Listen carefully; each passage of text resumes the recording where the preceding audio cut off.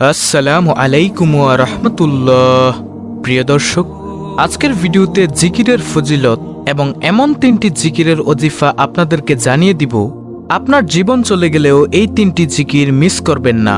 উঠতে বসতে চলতে ফিরতে যদি এই তিনটি জিকির আপনি করতে পারেন, আপনার জন্য রহমতের দরজা খুলে যাবে, রিজিকের দরজা খুলে যাবে, আপনার সকল কিছুতে বরকত হবে, রোজি রোজগারে বরকত হবে, ঘরে বরকত হবে, হায়াতে বরকত হবে, আপনার সকল কাজে আল্লাহর গায়েবী সাহায্য আসবে, দুনিয়া ও আখিরাতের ভরপুর কল্যাণ অর্জন হবে ইনশাআল্লাহ। প্রিয় দর্শক, আমি নিশ্চিত আজকের এই আমলের আলোচনাটি আপনার জীবনের মোড় ঘুরিয়ে দিবে ইনশাআল্লাহ। তাই ধৈর্য ধরে ভিডিওটি দেখার ও শোনার জন্য অনুরোধ রইল। তাহলে চলুন মূল আলোচনা শুরু করা যাক।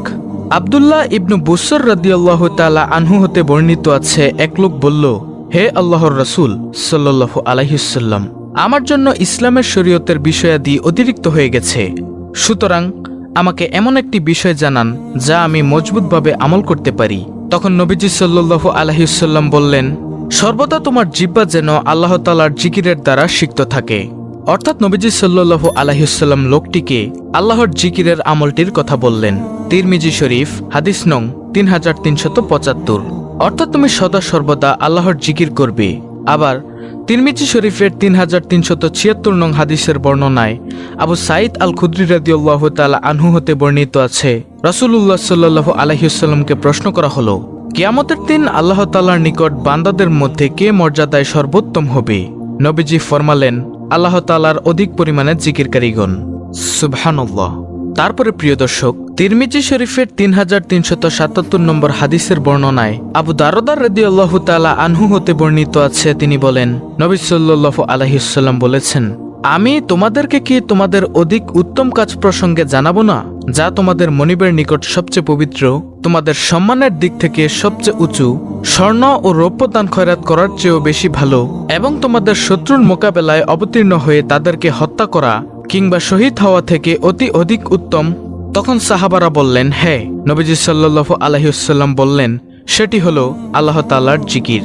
প্রিয় দর্শক, এ হাদিসে নবী করিম সাল্লাল্লাহু আলাইহি ওয়াসাল্লাম আল্লাহর জিকিরের 5টি ফায়দা ও শ্রেষ্ঠত্ব বয়ান করেছেন। সেগুলো হলো, নম্বর 1, জিকির হলো সর্বোত্তম আমল। নম্বর 2, জিকির আল্লাহর কাছে সবচেয়ে পবিত্র আমল। নম্বর 3, আল্লাহর জিকিরের ফলে সম্মান বৃদ্ধি পায়। নম্বর 4, জিকির করা স্বর্ণরূপ দান করার চাইতেও উত্তম। নম্বর 5, জিকির করা জিহাদে শহীদ হওয়ার চেয়েও ভালো। এই হাদিসের শেষে হযরত মুয়াজ ইবনে জাবাল রাদিয়াল্লাহু আনহু বলেন, আল্লাহ তাআলার শাস্তি হতে মুক্তি পাওয়ার জন্য আল্লাহ তাআলার জিকিরের তুলনায় অগ্রগণ্য কোনো জিনিস নেই। অর্থাৎ যে যত জিকির করবে সে তত বেশি আল্লাহর আযাব গজব থেকে দূরে থাকবে। প্রিয় দর্শক, কিয়ামতের দিন অধিক জিকিরকারীগণ সবার আগে ভাগে জান্নাতে অগ্রসর হয়ে যাবে। জিকিরের ব্যাপারে সবচেয়ে সুন্দর হাদিসটি হল বুখারী শরীফের 6408 নং হাদিসের বর্ণনা। আবু হুরায়রা রাদিয়াল্লাহু তাআলা আনহু থেকে বর্ণিত, তিনি বলেন, আল্লাহর একদল ফেরেশতা আছেন যারা আল্লাহর জিকিরের রত লোকদের খোঁজে পথে পথে ঘুরে বেড়ান। যখন তারা কোথাও আল্লাহর জিকিরের রত লোকদের দেখতে পান, তখন ফেরেশতারা পরস্পরকে ডাক দিয়ে বললেন, তোমরা আপন আপন কাজ করার জন্য এগিয়ে এসো। তখন তারা তাদের ডানাগুলো দিয়ে সেই লোকদের ঢেকে ফেলেন নিকটবর্তী আকাশ পর্যন্ত। তখন তাদের প্রতিপালক তাদেরকে জিজ্ঞাসা করেন, আমার বান্দারা কি বলছে? তখন তারা বলেন, তারা আপনার পবিত্রতা বর্ণনা করছে, তারা আপনার শ্রেষ্ঠত্বের ঘোষণা দিচ্ছে, তারা আপনার গুণগান করছে এবং তারা আপনার মহত্ব প্রকাশ করছে। তখন আল্লাহ তাআলা জিজ্ঞাসা করবেন, তারা কি আমাকে দেখেছে? তখন ফেরেশতারা বলবে, হে আমার প্রতিপালক, আপনার শপথ, তারা আপনাকে দেখেনি। তিনি বলবেন, আচ্ছা, তবে যদি তারা আমাকে দেখত? তারা বলবেন, যদি তারা আপনাকে দেখত তবে তারা আরো অধিক পরিমাণে আপনার ইবাদত করত, আরো অধিক পরিমাণে আপনার মহত্ব ঘোষণা করত, আরো অধিক পরিমাণে আপনার পবিত্রতা বর্ণনা করত। বর্ণনাকারী বলেন, আল্লাহ বলবেন, তারা আমার কাছে কি চায়? তারা বলবে, তারা আপনার কাছে জান্নাত চায়। তিনি জিজ্ঞাসা করবেন, তারা কি জান্নাত দেখেছে? ফেরেশতারা বলবেন, না। আপনার সত্তার কসম, হে রব, তারা তা দেখেনি। তিনি জিজ্ঞাসা করবেন, যদি তারা দেখত তবে তারা কি করত? তারা বলবে, যদি তারা তা দেখত তাহলে তারা জান্নাতের আরো অধিক লোভ করত, আরো বেশি চাইতো এবং এর জন্য আরো বেশি বেশি আকৃষ্ট হতো। আল্লাহ তাআলা জিজ্ঞাসা করবেন, তারা কি থেকে আশ্রয় চায়?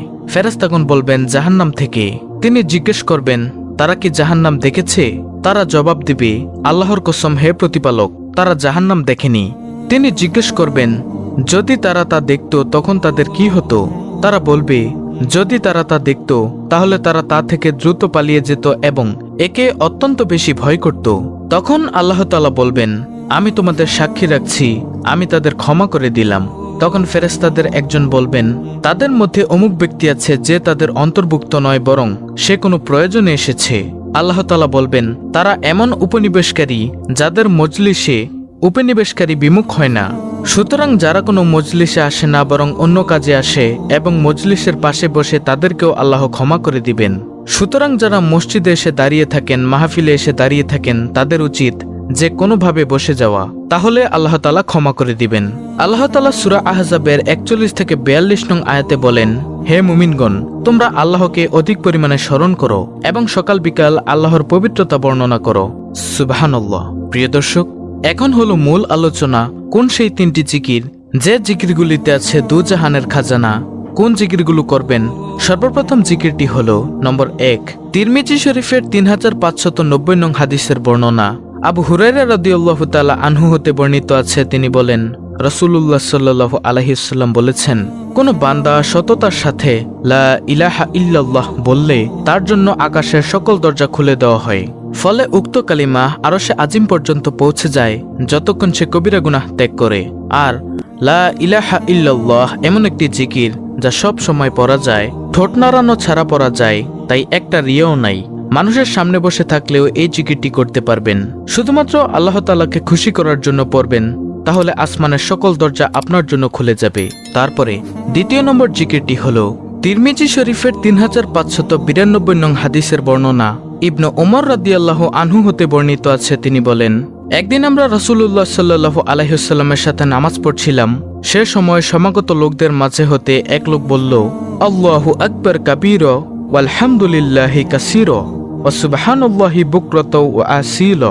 প্রিয় দর্শক, দোয়াটি আমি আবার বলছি, আল্লাহু আকবার কাবীরা ওয়ালহামদুলিল্লাহি কাসীরা ওয়া সুবহানাল্লাহি বুকরাতা ওয়া আসীলা। তখন রাসূলুল্লাহ সাল্লাল্লাহু আলাইহি ওয়াসাল্লাম বললেন, এই বাক্যটি কে বলেছে? উপস্থিত লোকদের মাঝে এক লোক বলল, আমি হে আল্লাহর রাসূল সাল্লাল্লাহু আলাইহি ওয়াসাল্লাম। তিনি বললেন, এ দোয়ায় আমি খুব আশ্চর্যান্বিত হয়েছি। এ বাক্যগুলোর জন্য আকাশের দরজাগুলো খুলে দেওয়া হয়েছে। ইবনে ওমর রাদিয়াল্লাহু আনহু বলেন, রাসূলুল্লাহ সাল্লাল্লাহু আলাইহি ওয়াসাল্লামের কাছে আমি একথা শোনার পর থেকে কখনো তা পাঠ করা পরিহার করিনি। আর তা হলো আল্লাহু আকবার কাবীরা ওয়ালহামদুলিল্লাহি কাসীরা ওয়া সুবহানাল্লাহি বুকরাতা ওয়া আসীলা।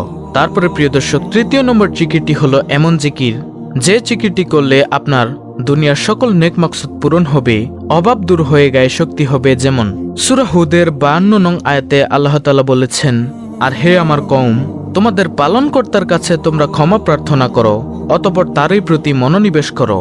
তিনি আসমান থেকে তোমাদের উপর বৃষ্টিধারা প্রেরণ করবেন এবং তোমাদের শক্তির উপর শক্তি বৃদ্ধি করবেন। তোমরা কিন্তু অপরাধীদের মতো বিমুখ হইও না। সুতরাং যে কোনো কাজে মনে মনে ইস্তেগফার করুন, সে কাজে আর ক্লান্তি অনুভব হবে না, কারণ আল্লাহ তাআলা শক্তি বাড়িয়ে দিবেন। এই জিকির দ্বারা মনের শান্তি প্রশান্তি আসে। যেমন সূরা রাদের 28 নং আয়াতে আল্লাহ তাআলা বর্ণনা করেন, আর যারা বিশ্বাস স্থাপন করে এবং তাদের অন্তর আল্লাহর জিকির দ্বারা প্রশান্তি লাভ করে, জেনে রাখো আল্লাহর জিকির দ্বারাই অন্তরসমূহ শান্তি পায়। আর যাদের হৃদয় প্রশান্ত হয়ে যায় তাদের জন্য আল্লাহ সূরা ফজরের সুখবর দিয়ে বলেন, তুমি তোমার পালনকর্তার নিকট ফিরে যাও সন্তুষ্ট ও সন্তোষভাজন হয়ে, অতঃপর আমার বান্দাদের অন্তর্ভুক্ত হয়ে যাও এবং আমার জান্নাতে প্রবেশ করো। সুতরাং জিকির করতে করতে অন্তর প্রশান্ত হয়ে যাবে, আর যাদের অন্তর প্রশান্ত হয়ে যাবে তাদের জন্য রয়েছে জান্নাতের সুসংবাদ। তাই প্রিয় দর্শক, এই 3টি জিকির অর্থাৎ নম্বর 1 লা ইলাহা ইল্লাল্লাহ, নম্বর 2 আল্লাহু আকবার কাবীরা ওয়ালহামদুলিল্লাহি কাসীরা ওয়া সুবহানাল্লাহি বুকরাতা ওয়া আসীলা, নম্বর 3 ইস্তেগফার, এগুলোকে অব্যাহত রাখুন। ইনশাআল্লাহ অনেক অনেক ফায়দা হবে, যা আমি ভিডিও শুরুতেই বলে দিয়েছি। প্রিয় দর্শক, ভিডিওটি ভালো লাগলে অবশ্যই চ্যানেলটিকে সাবস্ক্রাইব করে বেল বাটন অল বাজিয়ে দিবেন। ভিডিওটিতে একটি লাইক দিবেন এবং কমেন্টে আমিন লিখবেন এবং অন্য মুসলিম ভাই বোনদের কাছে ভিডিওটি শেয়ার করে দিবেন। আল্লাহ রাব্বুল আলামিন আমাদের সকলকে বেশি বেশি জিকির করার এবং প্রশান্ত হৃদয়ের অধিকারী হওয়ার তৌফিক দান করুন। আমিন।